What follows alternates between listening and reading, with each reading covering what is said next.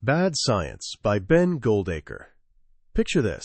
You're flipping through daytime TV, and there's a woman on screen talking about this trendy new health thing called the Aqua Detox Foot Bath. She dips her feet into a bowl of crystal clear water, flips a switch, and right before your eyes, the water slowly transforms into this murky, disgusting brown soup. She's beaming. "Those are the toxins," she says, "being pulled right out of my body." Pretty convincing, right? It feels real. All that stress, all those late-night burgers, all the pollution you breathe in, just gone. Purged into a bowl of brown sludge. Who wouldn't want a piece of that? Well, there was this young British doctor watching that exact same show. His name is Ben Goldacre, and he didn't feel relief. He felt something quite different. A curious suspicion. He thought to himself, is that really what's happening here? Or is this just theater? So he decided to run a little experiment, not in some fancy lab, but right at home. He grabbed a bowl of warm salt water, just like the one on TV. He passed a small electrical current through it, just like the machine did. But here's where it gets fun. Instead of putting his own feet in, he used his girlfriend's Barbie doll. And he watched. And right before his very eyes, the water turned brown. There sat the world's first detox Barbie, her tiny plastic feet soaking in a pool of brown goo, apparently purged of a weekend's worth of plastic sins. That one simple, slightly ridiculous experiment is the key to everything we're going to explore today. It's the heart of a brilliant, funny, and incredibly important book called Bad Science, written by that same doctor, Ben Goldacre. This book became a sensation, a top 10 bestseller that gave hundreds of thousands of people a whole new way of seeing the world. Ben Goldacre is a doctor, an epidemiologist, and for years he wrote a column in the Guardian newspaper, systematically dismantling the nonsense we're fed every single day. Not just by the obvious snake oil salespeople and miracle cure peddlers, but by journalists, governments, big corporations, and sometimes even by well-meaning but misguided teachers. What he discovered, and what he lays out so beautifully in this book, is that the world is overflowing with people who want to sell you things, pills, diets, creams, ideas, by dressing them up in the language of science. But once you learn a few simple tricks, once you learn how to ask the right questions, you can start to see through it all. It's like getting a new superpower, a kind of X-ray vision for spotting the truth. And that's my promise to you today. By the end of our time together, you'll have that superpower. You'll learn the tools to spot bad science from a mile away. You'll understand why we fall for it, how it's used to manipulate us, and most importantly, how to think more clearly, not just about health, but about everything. This isn't just about debunking nonsense. It's about learning a better way to think. So let's begin our journey. Let's pull back the curtain on the theater of bad science. Our story begins with the simplest, most seductive promise of all, the promise of a quick fix. The idea that you can just wash away your bad habits, your indulgences, your toxins. The detox industry is a multi-billion-dollar empire built on this single, powerful idea. But, as we saw with Detox Barbie, it often rests on a foundation of pure theater. Goldacre calls it the theater of goo. It's the satisfying visual trick that makes you believe something profound is happening.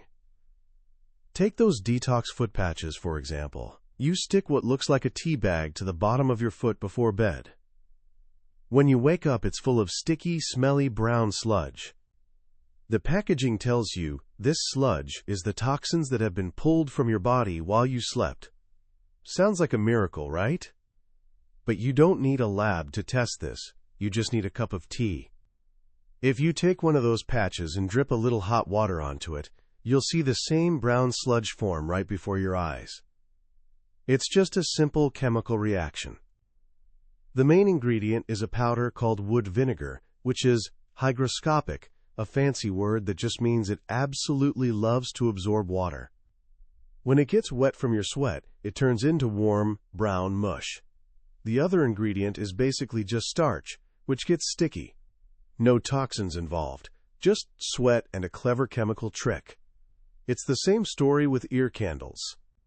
These are hollow wax tubes that you're told will create a gentle suction, drawing out impurities and earwax from deep within your ear canal. And the proof? When you're done, you can unroll the candle and find this waxy orange substance inside. Must be earwax, right? But again, a simple experiment reveals the truth. Goldacre suggests you get 2 ear candles, put one in someone's ear, as instructed. Take the other one and just stand it up by itself, away from any ear at all. Light them both and let them burn down. When you cut them open, you'll find the same waxy orange substance in both. It isn't earwax from your soul, it's just melted candle wax. More theater. Now, it's easy to laugh at this stuff. Foot patches and ear candles seem pretty silly. But this is just the first step on a long ladder.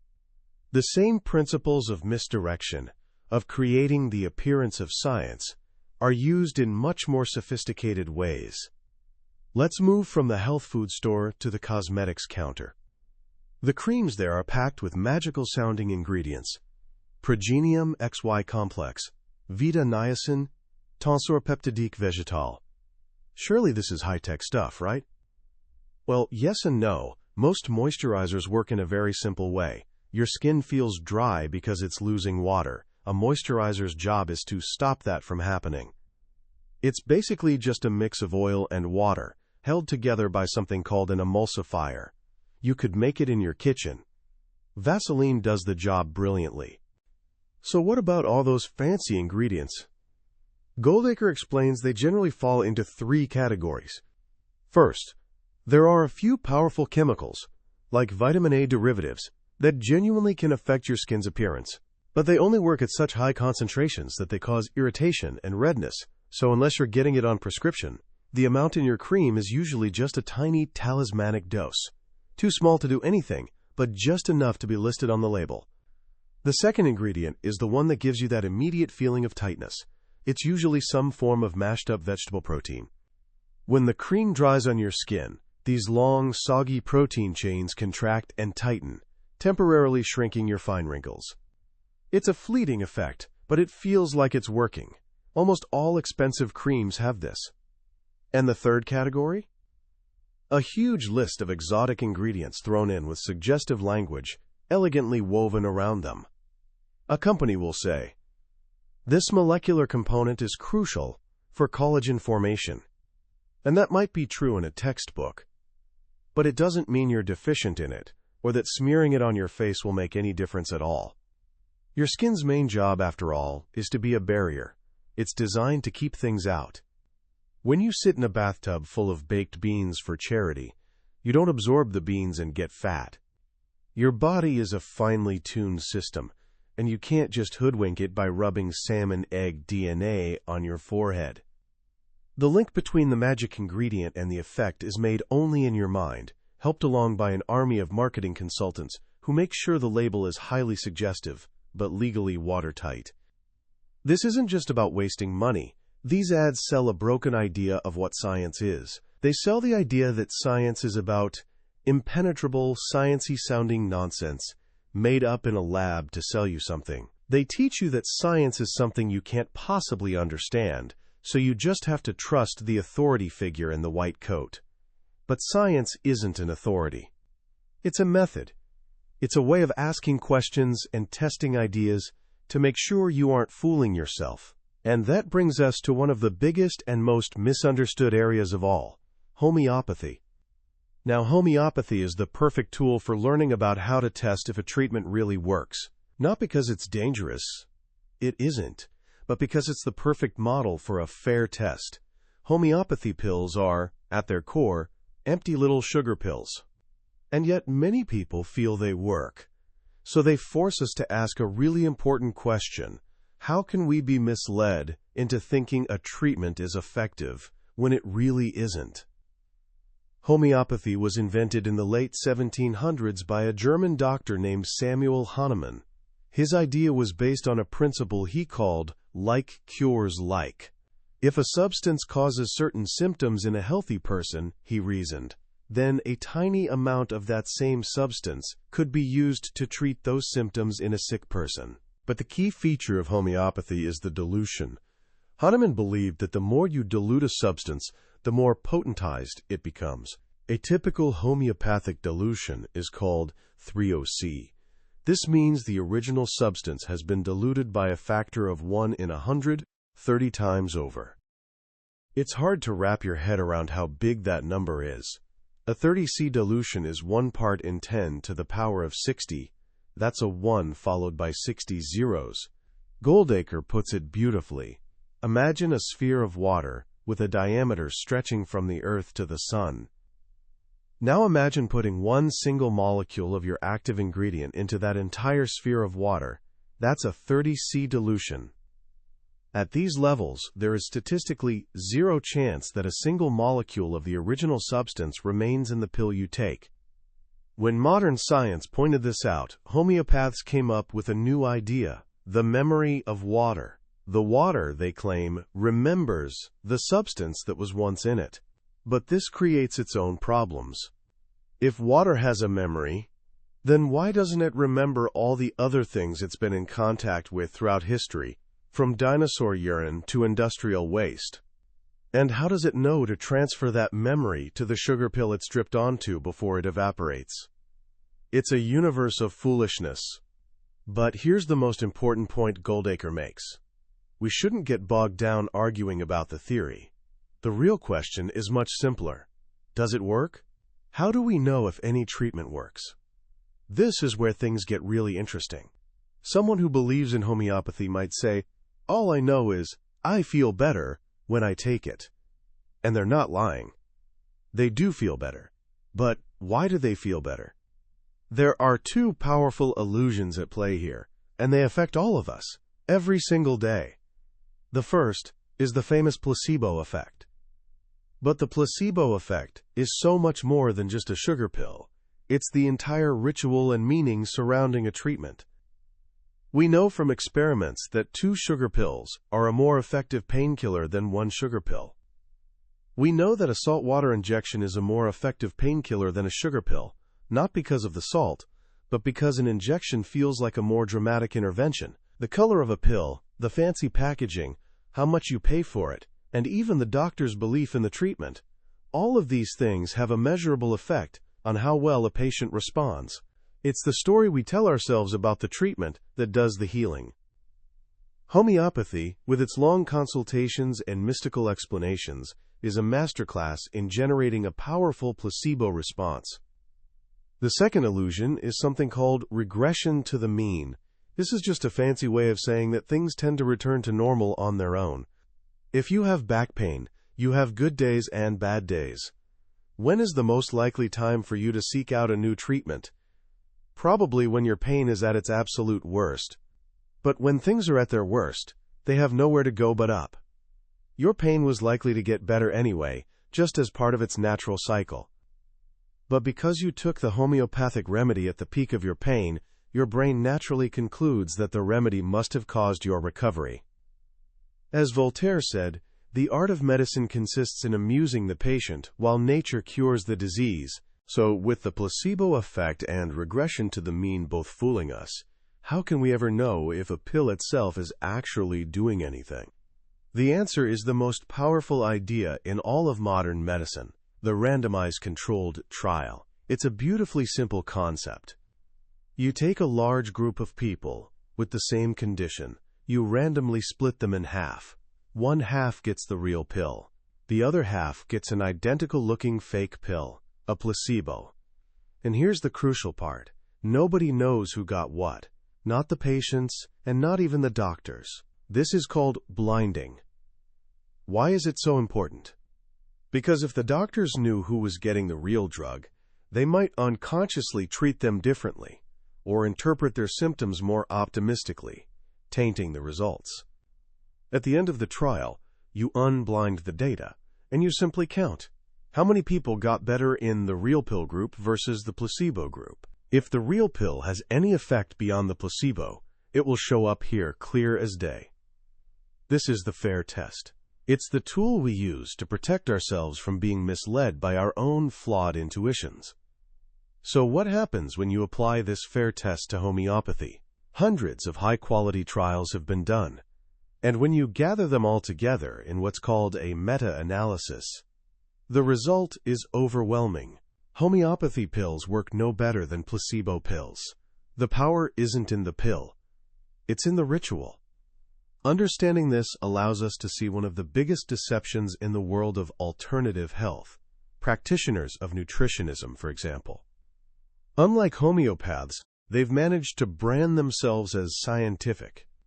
Their claims have a grain of real science to them, which makes them not only more interesting, but also more dangerous. They prey on our desire for simple answers to complex problems, and they do it by making a few key mistakes in how they interpret evidence, mistakes they repeat over and over again.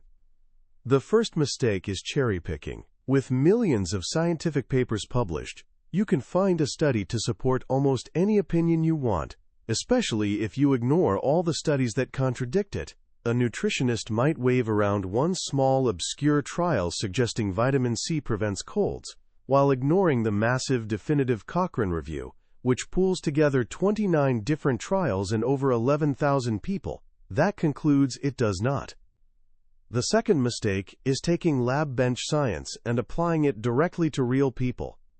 A nutritionist might tell you that a chemical in turmeric is, quote, highly protective against cancer, because it killed some cancer cells in a glass dish. But anything can kill cells in a dish. Dish soap will kill cells in a dish, but you don't drink it to cure cancer. The human body is infinitely more complex. In the case of turmeric, it turns out that very little of the active chemical is even absorbed by your body.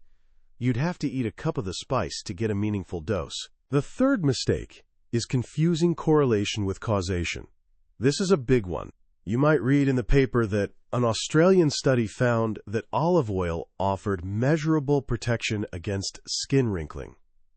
That sounds great, but when you look at the actual study, you find it was an observational study. It didn't give people olive oil and watch their wrinkles disappear. It just observed that people in Greece, who happen to eat a lot of olive oil, also happen to have fewer wrinkles than people in Sweden. But they also have different genes, different levels of sun exposure, different jobs, different lives. There are a million other things, what scientists call confounding variables, that could explain the difference. To claim with certainty that the olive oil is the cause is a huge leap of faith. And this brings us to one of the biggest nutritional fairy tales of the past 20 years, the myth of antioxidants. The theory was beautiful. Our bodies produce nasty, reactive molecules called free radicals that can damage our cells, leading to aging and disease. Antioxidants, found in fruits and vegetables, are molecules that can mop up these free radicals. So the logic went, if we take lots of extra antioxidants in pill form, we should be able to slow aging and prevent diseases like cancer and heart disease. It made perfect sense. Observational studies even seemed to support it. People who ate more vegetables or had higher blood levels of antioxidants were healthier. So scientists did what scientists do. They put it to the test with massive, rigorous, randomized controlled trials. These weren't small, shabby studies. We're talking about huge, publicly funded trials with tens of thousands of people, running for years. One was called the Carrot Trial. It took two groups of people at high risk of lung cancer, smokers and asbestos workers. Half were given high-dose antioxidant pills, beta-carotene and vitamin A, and the other half got a placebo. The trial was supposed to run for 6 years, but they had to stop it early. It was considered unethical to continue. Why? Because the people taking the antioxidant pills were dying faster. They were 46% more likely to die from lung cancer and 17% more likely to die of any cause than the people taking the placebo pills. It was a shocking result, and it wasn't a one-off. Trial after trial, meta-analysis after meta-analysis, all came to the same conclusion. High-dose antioxidant supplements were at best useless and, at worst, actively harmful. The beautiful, simple theory was wrong. The body, it turns out, is a bit more complicated than that. Free radicals, for example, aren't just bad guys. Your immune system uses them as weapons to kill bacteria. Flooding your system with antioxidants might be like disarming your own soldiers. The antioxidant story is a perfect lesson in the dangers of nutritionism. It shows how a plausible theory, backed by weak observational data, can lead us down a dangerous path. It shows how the simple, common-sense advice, eat lots of fruit and vegetables, gets twisted and overcomplicated by an industry that needs to sell you something. A pill? A powder? A special berry from a distant mountain. But nutritionists aren't the only ones who get it wrong. In fact, they're just a small part of a much bigger problem. The biggest engine for the public misunderstanding of science is the media. Science stories in the media, Goldacre argues, generally fall into one of three categories: wacky stories, breakthrough stories, and scare stories. Wacky stories are the scientists find the formula for the perfect cheese sandwich type of filler. They're almost always just publicity stunts, paid for by a company to get their name in the paper. The perfect cheese sandwich formula was sponsored by a cheese company. The happiest day of the year formula was sponsored by an ice cream company. These stories create a parody of science, portraying it as pointless, irrelevant nonsense. Breakthrough stories are the miracle cure for cancer-found headlines. The problem is, science rarely works in giant leaps. It moves forward in small, incremental steps. A single study, especially one with a new and surprising result, is often just a blip. It needs to be replicated and confirmed by other studies. But the media's obsession with newness means they jump on the most dramatic, outlying results, creating a false impression that science is flimsy and constantly changing. And then there are the scare stories. And there is no greater example of a media-driven health scare than the tragic, damaging, and entirely manufactured hoax of the MMR vaccine. The story, as it appeared in the British media for nearly a decade, went something like this. A brave maverick doctor named Andrew Wakefield discovered a link between the MMR triple vaccine and a new, terrifying form of autism. More research confirmed this link, but the government and the evil pharmaceutical industry conspired to cover it up, rubbishing his claims and persecuting him, all while refusing to offer parents the safer option of single jabs. Every single part of that story was wrong. Let's go back to the beginning. The infamous 1998 Wakefield paper in The Lancet was not a huge definitive study. It was what's called a case series.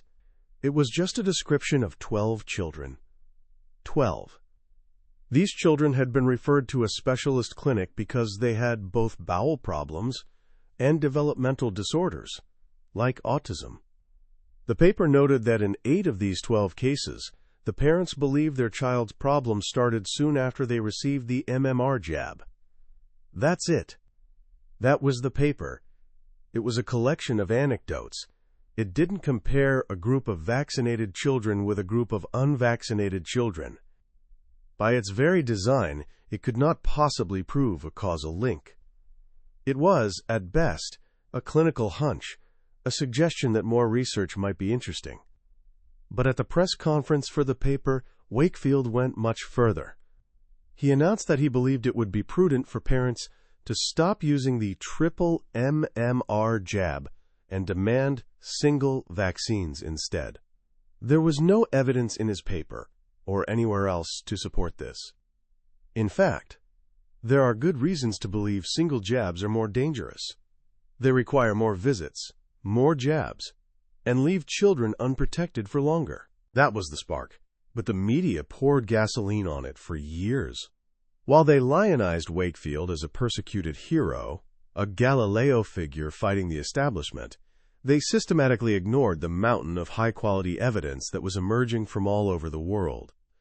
There was the massive study in Denmark which looked at every single child born in the country over 8 years, more than 500,000 children in total.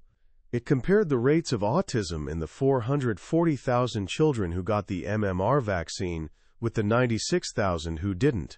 The result? No difference whatsoever. There was the case control study in the UK, which took 300 children with autism and compared them to 500 children without autism. It looked back to see if the autistic children were any more likely to have had the MMR jab. The result? No difference whatsoever. Dozens of studies involving millions of children all came to the same conclusion. There is no link between MMR and autism. The media barely reported any of them. Instead, they filled their pages with emotive, heart-wrenching stories from parents who were convinced the vaccine had damaged their child. They pitted these distraught families against bland, boring scientists talking about statistics. In a battle between emotion and data, emotion always wins in the press. The consequences were devastating. Vaccination rates plummeted. In 1996, 92% of children in the UK got their MMR jab. By 2004, it had fallen to 80%, and in some parts of London it was below 60%. And so the old diseases came back. Diseases that a generation of doctors had barely ever seen. Measles, a disease that was on the verge of being eliminated, saw its highest number of cases in a decade. Children died. In 2005, the UK had a massive mumps epidemic, with almost 50,000 cases. Mumps can cause viral meningitis, deafness, and, in adult men, sterility. The MMR scare was not Andrew Wakefield's fault alone. He may have lit the match, but the media fanned the flames into a devastating inferno. They did it because it was a great story. It had heroes and villains, conflict and tragedy. And in their cynical pursuit of that story, they abandoned their responsibility and caused untold harm. It's tempting after all this to think that the problem is just with alternative medicine and bad journalism. But Goldacre saves his most powerful critique for last. The same tricks, the same distortions of evidence, the same sleights of hand are used every single day by the mainstream pharmaceutical industry. Big Pharma. We all have a vague feeling that these companies are a bit shady, but because we don't know exactly how they're shady, our anger gets misdirected into silly fantasies about homeopathy being the answer. The truth is much more subtle and much more important. Drug companies have a legal duty to maximize profit for their shareholders. This often sits uncomfortably with the goal of caring for people. And since almost all clinical trials of new drugs are funded by the companies that make them, they have enormous power to distort the evidence that doctors rely on to make decisions. How do they do it? They use all the tricks we've now learned about, but in a much more sophisticated way. They might design a trial to flatter their new drug. For example, when comparing their new drug to an older one, they might use a deliberately low dose of the competitor's drug to make it look less effective, or a very high dose to make it look like it has more side effects. They might choose to measure a, quote, surrogate outcome instead of a real-world one. Instead of measuring whether their cholesterol drug actually reduces heart attacks and deaths, which is hard and takes a long time, they'll just measure whether it lowers cholesterol. It's an easier win, but it doesn't prove the drug is saving lives. They can torture the data. If their overall results are disappointing, they can slice and dice the data into smaller subgroups until they find one that looks positive. Maybe the drug didn't work for everyone, but it worked for Chinese women aged 52 to 61. If you torture the data long enough, as the saying goes, it will confess to anything. But the biggest crime of all is publication bias. It's very simple. Positive trials, the ones that show a drug works, are exciting. They get published in big journals. Negative trials, the ones that show a drug is useless, or even harmful, are boring. They are often never published at all. They get buried in a filing cabinet, becoming, quote, data on file, hidden from the view of doctors and patients. This isn't a small problem. It's a systemic, evidence-distorting disaster. The most famous recent example is with a class of antidepressant drugs. A group of academics used the Freedom of Information Act to get hold of all the trials submitted to the regulators, both published and unpublished. What they found was staggering. 37 studies that the regulators saw as positive were all published. But of the 36 studies that the regulators saw as negative or questionable, 22 were never published at all, and 11 were written up in a way that spun them to look positive. Doctors were being systematically misled. They thought these drugs were far more effective than they really were, because they were only seeing a biased selection of the evidence. And here is the most infuriating part. Almost all of these problems, the cherry-picking, the data dredging, the hiding of negative results, could be solved overnight with one very simple, almost cost-free intervention: a mandatory public clinical trials register. Before any company starts a trial, they would have to publish the protocol online, stating what they're going to do and what they're going to measure. Then, if the trial results never appear, it would stick out like a sore thumb. Everyone would know they had something to hide. It's such a simple, powerful idea, and yet it still hasn't happened. So where does all of this leave us? After journeying through the world of detox footbaths, homeopathy, antioxidant myths, media scares, and corporate cover-ups, it's easy to feel a bit cynical, a bit overwhelmed, but that's not the point of bad science. The point isn't to make you feel powerless. It's to make you feel powerful. The most important lesson in this book, the golden thread that runs through every page, is this: science is not a collection of facts. It's not a list of things you have to memorize. It is, at its heart, a method, a toolkit, a way of thinking. It's a process for asking questions, for testing ideas, and most importantly, for protecting ourselves from our own beautiful, brilliant, but deeply flawed minds. As human beings, we are pattern-seeking animals. We see faces in the clouds. We believe in winning streaks. We are hardwired to find meaning in causality, even in random noise. We are biased. We seek out evidence that confirms what we already believe, and we find it easy to ignore evidence that challenges us. We are drawn to dramatic, emotional stories far more than we are to cold, abstract statistics. These are not personal failings. They are the features of being human. And this is why we invented the scientific method. We invented it as a systematic way to overcome our own biases, to make sure we haven't been fooled by randomness, or by our own desire for a simple, comforting story. And this way of thinking isn't just for scientists and labs. It's for all of us, every single day.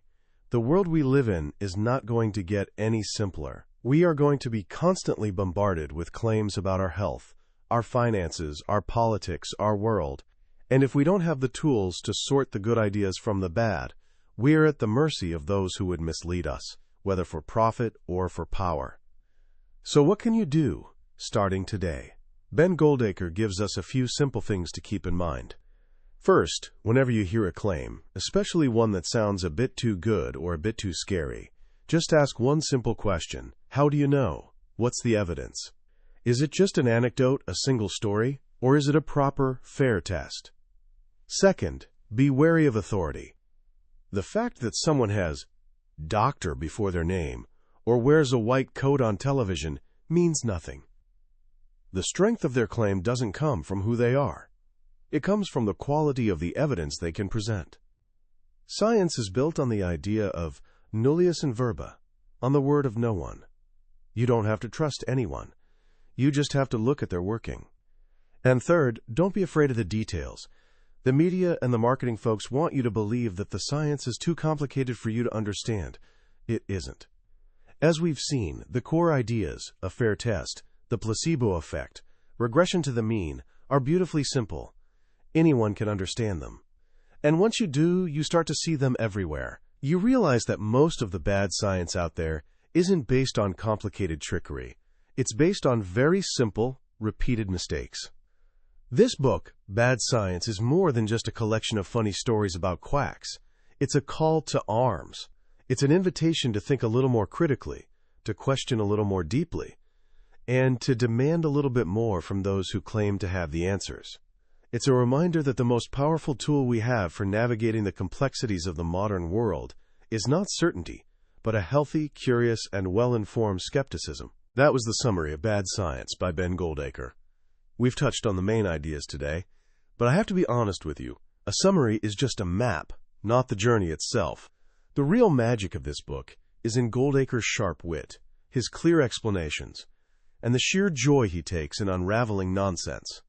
This summary is here to help you decide if this book deserves your time. If anything we've talked about has sparked your curiosity or made you see things in a new light, then I wholeheartedly encourage you to grab a copy. Reading it isn't just about learning facts. It's about upgrading your own thinking, and that's an experience that can genuinely change your life. You can find a link to the book in the description below. Also, if you found this journey valuable, please take a moment to like this summary and subscribe to the channel. It lets me know that we're on the right track, and it ensures you won't miss our next dive into another life-changing book from the billionaire's bookshelf. Let's keep learning, and let's keep growing together.